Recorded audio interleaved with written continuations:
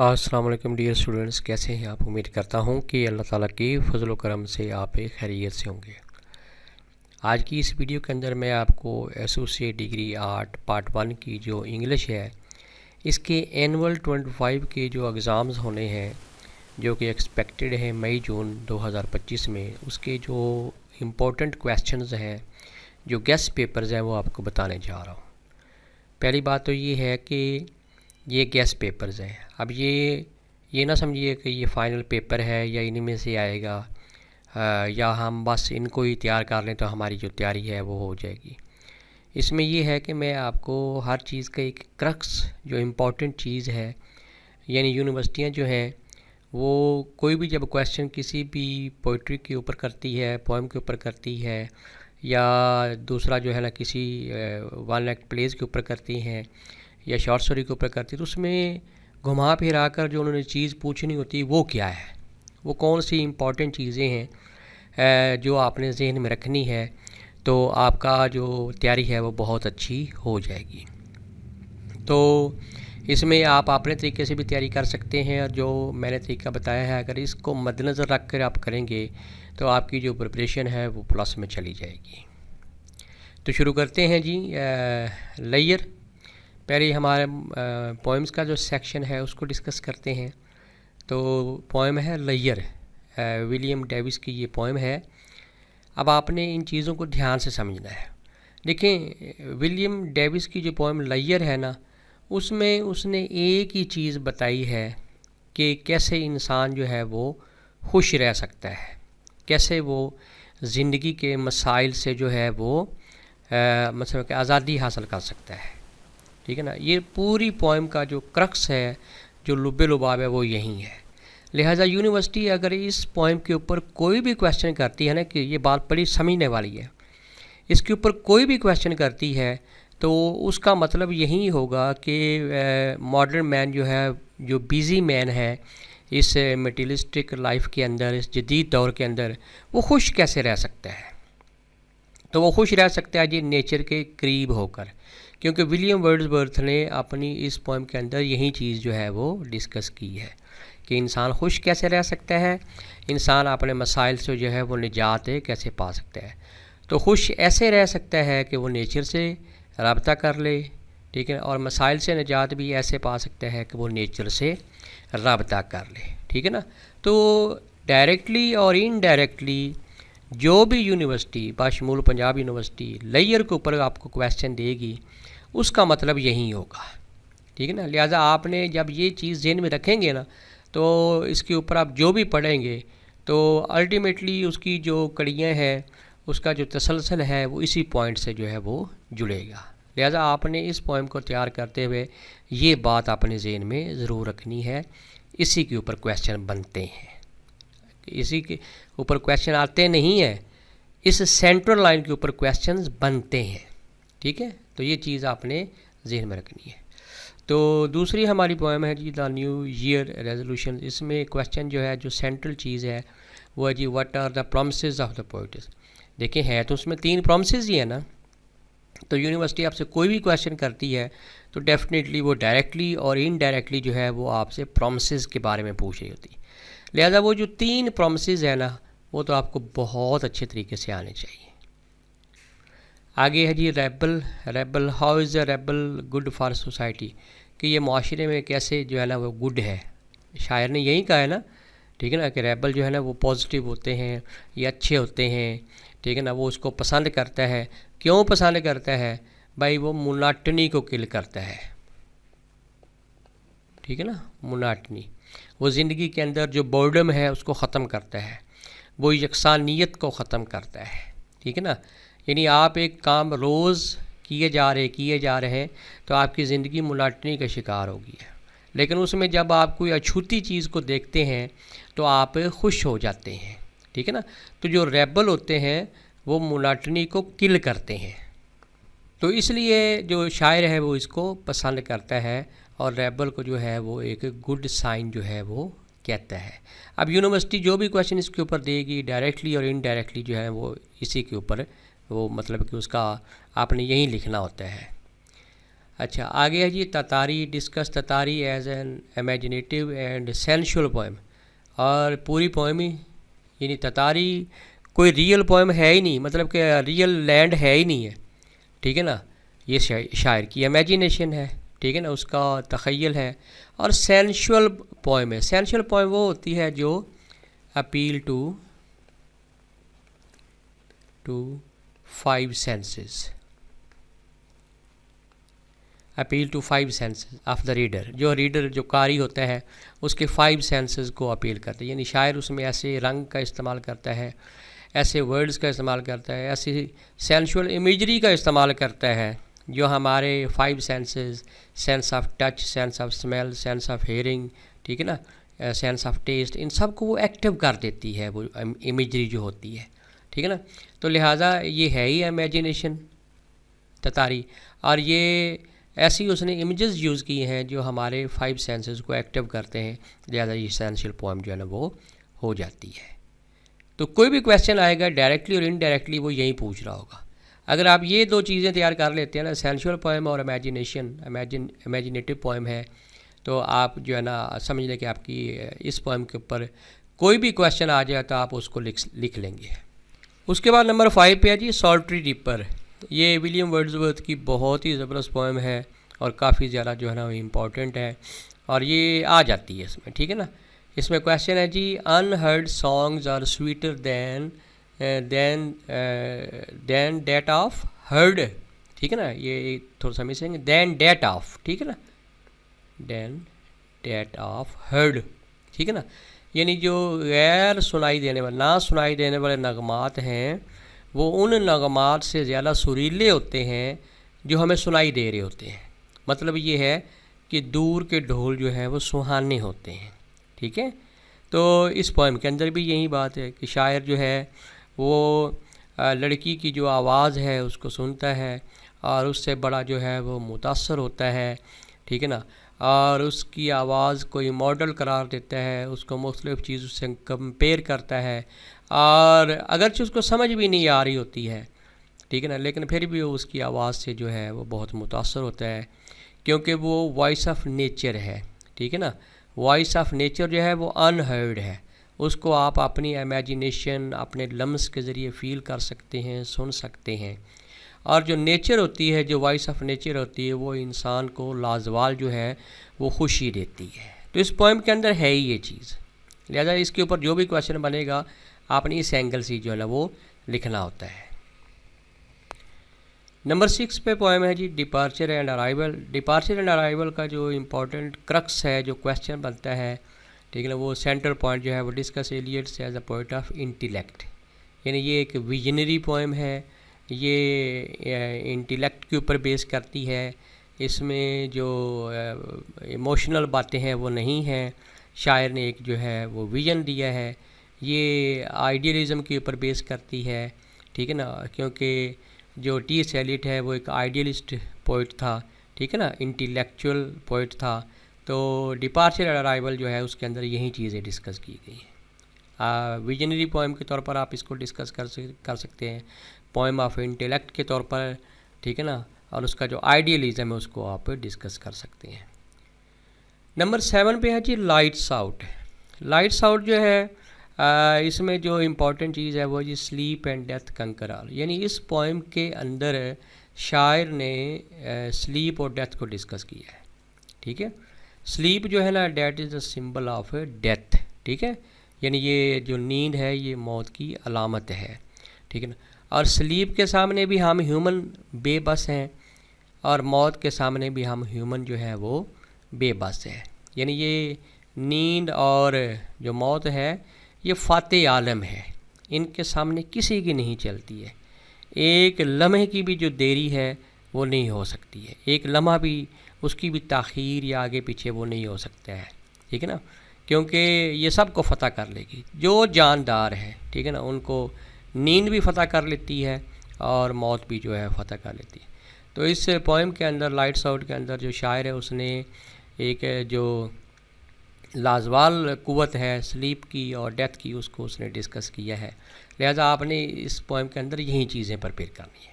Number 8 پہ ہے جی because I could not stop for death. بہت ہی زبردست ایملی ڈکنسن کی پوئم ہے.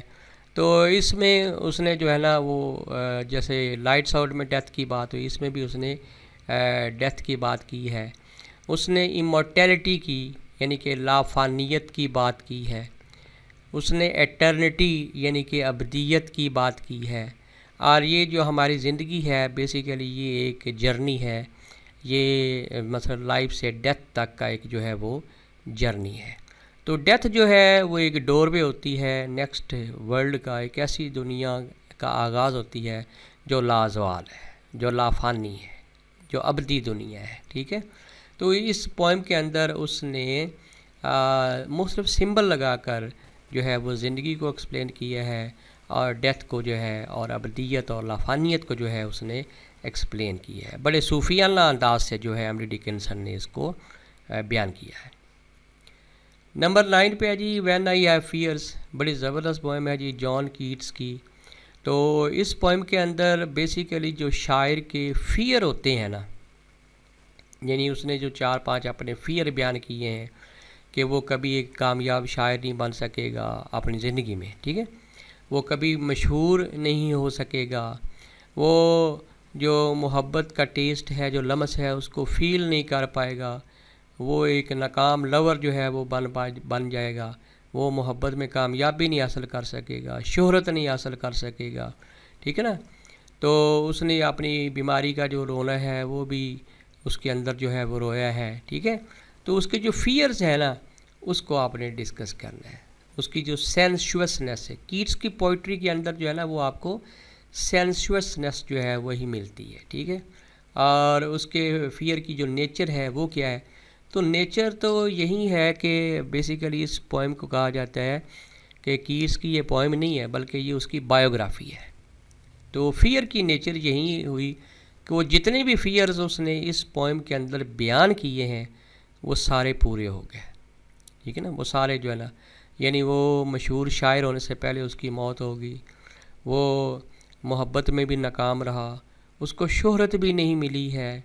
ٹھیک ہے نا. اور بیماری کی وجہ سے اس کی جلدی جو ہے وہ موت بھی ہو گئی ہے. تو نیچر آف فیئر یہ ہے کہ اس کے سارے فیئر جو ہے وہ پورے ہو گئے. تو اس کے فیئرز کے اوپر جو ہے نا وہ کویسچن جو ہے نا وہ آتے ہیں. پھر ہے جی قبلہ خان. ایس ٹی کالج کی یہ پوئم ہے. تو اس کا جو کرکس بتانے جا رہا ہوں وہ یہ ہے کہ Coleridge lost his mental faculties, his use of supernaturalism. ٹھیک ہے نا. دیکھیں جو قبلہ خان ہے اس کی پوئٹری کے اندر جو ہے نا وہ آپ کو مافوق الفطری جو ایلیمنٹ ہے، یعنی سپر نیچرلزم جس کو کہا جاتا ہے، جیسے کوہ کاف کی پریاں ہیں، جیسے بھوت پریت کی باتیں ہیں. ٹھیک ہے نا. تو یہ سپر نیچرلزم جو ہے نا یہ اس کی شاعری کا امپورٹنٹ پارٹ ہے. ٹھیک ہے نا. یعنی ایس ٹی کالج جو ہے وہ سپر نیچرل ایلیمنٹس کے اوپر جو ہے وہ زیادہ لکھتا ہے. تو یہاں پہ اگر آپ یہ قبلہ خان کو پڑھیں تو اس نے قبلہ خان کو ایسے پروجیکٹ کیا ہے کہ قبلہ Khan is not a human being. وہ ایک انسان ہی نہیں ہے بلکہ وہ ایک سپر نیچرل ایلیمنٹ بن گیا ہے. ٹھیک ہے نا. آپ پوئم کا جو اینڈ والا حصہ ہے وہ پڑھیں نا تو اس میں وہ کہتا ہے کہ اپنے گرد 3 سرکل لگا لو، کیونکہ قبلہ خان جو ہے اس کی آنکھیں جو ہیں وہ فلیش کر رہی ہیں، اس کے بال جو ہیں وہ اڑ رہے ہیں. ٹھیک ہے نا. اور آپ اس کو دیکھ کر ایک مقدس قسم کا جو خوف ہے وہ اپنے اندر جو ہے نا وہ فیل کریں گے. یہ قبلہ خان کوئی عام بندہ نہیں ہے بلکہ اس کو جو ہے وہ جنت کی نہروں کا دودھ پلایا گیا اور جنت کا جو شہد ہے وہ جو ہے وہ اس کو کھلایا گیا. یعنی اس کو اس نے سپر نیچرل ایلیمنٹ جو ہے وہ بنا دیا. پھر اس کے محل کو جو اس نے پروجیکٹ کیا ہے کہ اس کے اندر جو برفیلی غاریں ہیں، روشن بھی ہیں، دھوپ بھی آ رہی ہے، اور اس کے اندر جو ہے نا وہ قبلہ خان کے جو اینسیسٹرلز ہیں جو کافی عرصہ پہلے ان کی ڈیتھ ہو گئی ہے، ان کی بھی جو سرگوشیوں کی آوازیں ہیں وہ آ رہی ہیں. پھر اس محل کا جو عکس ہے وہ دریائے الف کے کنارے پہ پڑ رہا ہے، پانی پہ پڑ رہا ہے، اور بڑا ایک امیجنیٹو قسم کا سپر نیچرل قسم کا اس نے اس کے محل کو پروجیکٹ کیا ہے. کیٹس کی پوئٹری جو ایس ٹی کالج کی پوئٹری ہے اس کے اندر یہی ایلیمنٹ ہے اس کا سپر نیچرلزم. لہٰذا آپ نے جو ہے نا سپر نیچرلزم کے اوپر جو ہے نا وہ زیادہ فوکس کرنا ہے۔ نمبر 11 پہ ہے جی سنیک جو ہے بہت ہی زبردست ڈی ایچ لارنس کی پوئم ہے، poets feelings and reaction on snack, یعنی اس کے گھر میں سانپ آتا ہے اور وہ اس کے اوپر ریئیکٹ کرتا ہے، ٹھیک ہے نا، یعنی آپ نے شاعر کے ریئیکشن کو دیکھنا ہے، وہ ریئیکشن کون سے ہیں، یعنی اس کے اندر خوشی بھی پیدا ہوتی ہے، اس کے اندر جو ہے وہ جو ہے غصہ بھی پیدا ہوتا ہے، ٹھیک ہے نا، اس کے اندر فیلنگز آف ریمورس جو ہے جب وہ اس کو ہٹ کرتا ہے اور سانپ واپس چلا جاتا ہے تو پھر وہ پچھتانا شروع کر دیتا ہے، ٹھیک ہے نا، تو اس کے ریئیکشنز کے اوپر آپ نے زیادہ جو ہے وہ فوکس کرنا ہے۔ اور اس پوائم کے اوپر پنجاب یونیورسٹی یا کوئی اور یونیورسٹی اگر کوئی نہ کویشچن دیتی ہے تو ڈائریکٹلی اور انڈائریکٹلی وہ یہی چیزیں پوچھ رہے ہوتے ہیں۔ پھر لاسٹ پہ ہے جی پوائزن ٹری، تو پوائزن ٹری میں اس کا جو لٹرل اور سمبولک امپورٹنس ہے وہ آپ نے ڈسکس جو ہے وہ کرنی ہوتی ہے۔ اچھا جی، اس کے بعد ہمارا جو ہے وہ شارٹ سٹوری کا ایلیمنٹ جو ہے وہ آ جاتا ہے، شارٹ سٹوری والا سیکشن ہے، تو اس میں جو پہلی شارٹ سٹوری ہے وہ ہے کلرز، ٹھیک ہے نا، تو دیکھیں جو کلرز ہے اس میں جو لا لیسنس ہے، جو 1927 کا امریکن معاشرہ ہے اس کے اندر جو ایک لا قانونیت ہے اس کو ارنسٹ ہیمنگوے نے ڈسکس کیا ہے، ٹھیک ہے، تو بیسیکلی اس کو ہارر سٹوری کہا جاتا ہے، ٹھیک ہے نا، story of horror and suspense, تو آپ نے اس چیز کو ہی تیار کرنا ہے۔ نمبر 2 پہ ہے جی نیو کانسٹیٹیوشن، سعادت حسن منٹو کا یہ اردو افسانہ ہے جس کو انگلش میں ٹرانسلیٹ کیا گیا ہے، تو اس میں جو مطلب کہ کلونیل سسٹم کے ایفیکٹس ہیں عام انڈینز کے اوپر، مسلمانوں کے اوپر، سکھوں کے اوپر، ہندوؤں کے اوپر، تو جو رائٹر ہے سعادت حسن منٹو ہے اس نے انہی کو ڈسکس کیا ہے، اور جتنا غم و غصہ جو ہے وہ اپنے اندر رکھتے تھے اس کو بتانے کے لیے اس نے ایک کریکٹر جو ہے وہ ڈیزائن کیا تھا، استاد منگو، ٹھیک ہے نا، استاد منگو، ٹھیک ہے، استاد منگو، تو استاد منگو جو ہے وہ نمائندہ کردار ہے، یہ نمائندگی کر رہا ہے جی جو کلونیل سسٹم کے تحت زندگی گزار رہے ہیں مسلمان، جو ہندو ہیں جو سکھ ہیں ان کی نمائندگی کر رہے ہیں، ٹھیک ہے نا، اور کیسے وہ چاہتے تھے کہ یہ سسٹم جو ہے یہ ختم ہو جائے اور ان کو آزادی مل جائے، ٹھیک ہے نا، اور کیسے انہوں نے سنا کہ 1 اپریل 1935 کو ایک نیا آئین جو ہے وہ آنے جا رہا ہے، اور کیسے انہوں نے خواب بنا لیے کہ اس دن ہم آزاد ہو جائیں گے، لیکن کچھ بھی چینج نہیں ہوا، اور آخر اس کی سزا جو ہے اس خواب کی وہ انڈینز کو ہی، استاد منگو کو ہی جو ہے وہ بھگتنا پڑی۔ اس کے بعد جی بریک فاسٹ بیسیکلی ایک میٹنگ ہے، ناشتے کے اوپر میٹنگ ہوتی ہے رائٹر کی، جان سٹائن بیک کی، اور جو وہ کاٹن پکرز ہیں ان کی، ٹھیک ہے نا، تو اس میں آپ دیکھ لیں کہ جو سمپلسٹی آف نیچر ہے، جو سمپلسٹی آف کاٹن پکرز ہیں، وہ جو فارمرز ہیں، ٹھیک ہے نا، اس کو ڈسکس کیا گیا ہے کہ وہ نیچر کے قریب رہ رہے ہیں، وہ سادہ زندگی بسر کر رہے ہیں، وہ خوش ہیں، ٹھیک ہے نا، وہ مٹیریلسٹک لائف سٹائل سے دور ہیں تو وہ خوش ہیں، اگرچہ وہ ٹینٹ میں رہ رہے ہیں اور سادہ سا کھانا جو ہے وہ کھا رہے ہیں، ٹھیک ہے نا، تو بیسیکلی اس کو آپ اس اینگل سے بھی دیکھ سکتے ہیں، سمپلسٹی کے اور سادگی اور قناعت کے اینگل سے بھی دیکھ سکتے ہیں، اور اس سٹوری کے ذریعے اس نے انڈائریکٹلی جو ہے نا کرٹیسزم کیا ہے جو اربن لائف ہوتی ہے، ٹھیک ہے نا، یعنی جو شہری زندگی ہوتی ہے اس کو اس نے ڈسکس کیا ہے، تو اس کے اوپر بھی یہ تنقید ہے کہ شہری زندگی جو ہے اس میں مطلب کہ لوگوں کے پاس سہولیات ہوتی ہیں، عمدہ قسم کے گھر ہوتے ہیں، گاڑیاں ہوتی ہیں اور بہت سی سہولیات ہوتی ہیں، but they are not happy. اس کے برعکس دیہاتی زندگی، ٹینٹ میں رہتے ہیں وہ لوگ، سادہ کھاتے ہیں، سادہ پہنتے ہیں، اور ان کے پاس کوئی لوازمات زندگی بھی نہیں ہے، لیکن اس کے باوجود وہ بہت زیادہ خوش ہے، ٹھیک ہے، تو اس اینگل سے آپ نے اس کو پریپیئر کرنا ہے۔ نمبر 4 پہ ہے جی ہیپی پرنس، اس کو آپ نے فینٹسی کے طور پر ڈسکس کرنا ہے، ٹھیک ہے نا، فینٹسی، دیکھیں ہیپی پرنس جو ہے یہ ہے ہی فینٹسی ہے، ٹھیک ہے، یعنی اس میں جو ہے نا وہ جو اسٹیچو ہے وہ باتیں کر رہا ہے، اور سویلو جو اویل ہے وہ لوگوں کی مدد کر رہا ہے، لیکن اس میں ایک چیز آپ کو اور ملے گی، फैंटेसी प्लस रियलिटी। यानी ऐसा बहुत कम होता है कि कोई भी जो राइटर होता है वो फैंटेसी के साथ रियलिटी को मिक्सअप कर दे, ठीक है ना। ऑस्कर वाइल्ड ने इसके अंदर किया है, फैंटेसी के साथ रियलिटी। अब फैंटेसी तो ये है ना कि स्टैचू बातें कर रहे हैं, ठीक है ना, और अबाबील लोगों की मदद कर रहा है। तो रियलिटी ये है कि इस स्टोरी के अंदर बेसिकली जो है वो प्रॉब्लम डिस्कस किए गए हैं विक्टोरियन एज के, जो मलका विक्टोरिया का एक बड़ा कहते हैं कि बड़ा मसाइल का एक जो दौर था उसको डिस्कस किया गया है। उसकी जो रियलिटीज़ हैं उसको फैंटेसी के साथ उसने मिक्सअप किया है और क्रिटिसाइज़ किया है, ठीक है। तो इस एंगल से आपने इसको तैयार करना है। आगे जो है वो अरेबी है। अरेबी जो है उसमें जो है ना point out boys subjective and objective feelings है। यानी एक लड़का है जी, टीन एजर है, और वो वक्त से पहले अपने से बड़ी उम्र की जो लड़की उससे मोहब्बत कर बैठा है, ठीक है ना। अब उसमें हिम्मत नहीं है कि वो उस लड़की से अपनी मोहब्बत का इजहार कर ले, तो उसने अपनी ही एक जो ख्वाबों की दुनिया है वो बना ली है, ठीक है। तो वो बच्चा जो है वो अपनी ही दुनिया में मगन है और अपने अंदाज से जो है ना वो ज़िंदगी को सोच रहा है, हालांकि जो ज़िंदगी है वो उसके बरक्स है। इसका इदराक उसे उस वक्त होता है जब वो उस लड़की के लिए तोहफ़ा ख़रीदने उस अरेबी के बाज़ार में जाता है, तो वहाँ पे एक सिंगल चीज़ भी जो गिफ्ट है, सस्ते से सस्ता जो गिफ्ट है, वो भी उसके लिए ख़रीद नहीं पाता है। क्यों?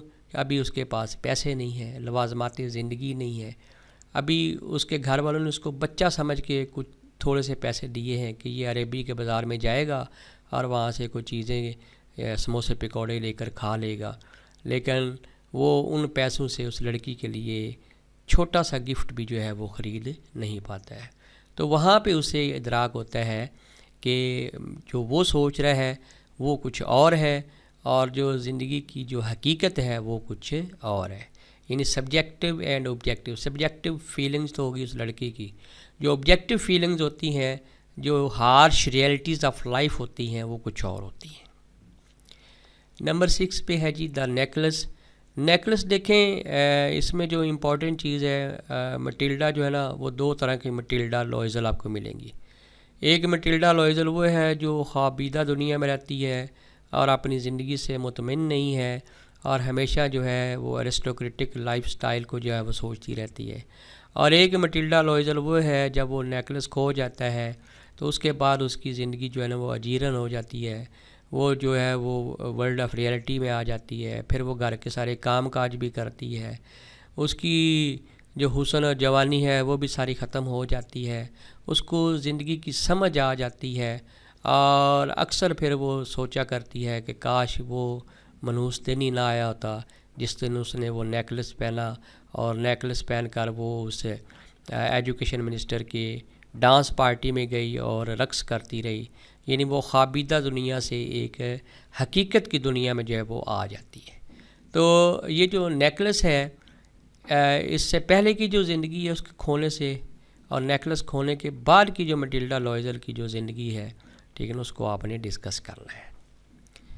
नंबर 7 है जी डचीज़ एंड ज्वेलर। देखें, डचीज़ एंड ज्वेलर के अंदर यही है कि इंडस्ट्रियल रेवोल्यूशन आया, लोगों की जेबों में पैसा आया और वैल्यूज़ ऑफ लाइफ जो है वो चेंज होना शुरू हो गई। जो अमीर थे वो गरीब होना शुरू हो गए, ठीक है ना, और जो गरीब थे वो अमीर होना शुरू हो गए।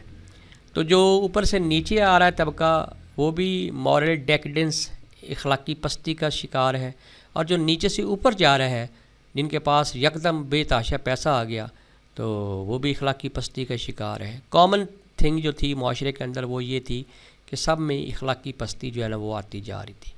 तो जो चीज़ें थी वो बाहर से भी गली सड़ी थी और चीज़ें जो है वो अंदर से भी गली सड़ी थी। यानी उस दौर में मॉरल डेग्रेडेशन, ठीक है ना, अखलाकी पस्ती, अखलाकी ज़वाल जो है वो आना शुरू हो गया। उसके बाद है लिटिल विलो। लिटिल विलो बड़ी इम्पॉर्टेंट है जी। इसमें जो विलो ट्री है वो मैसेंजर है, एलची है, साइलेंस लव का, ठीक है ना, ये खामोश मोहब्बत की कहानी है, ठीक है ना।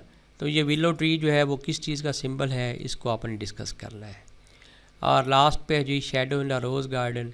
शैडो किसका है जी? शैडो है जी आर्शी का, جس سے یہ عورت جو ہے محبت کرتی تھی اور جس کے بارے میں یہ کہا جاتا تھا کیونکہ وہ آرمی میں تھا کہ وہ افریقہ میں ایک وار مشن پہ گیا اور وہاں اس کو سن اسٹروک ہوا اور اس کی ڈیتھ ہو گئی. تو اسی دن گھر والے اس کی شادی کسی اور سے کر دیتے ہیں، لیکن یہ اس سے محبت نہیں کر پاتی، ٹھیک ہے نا.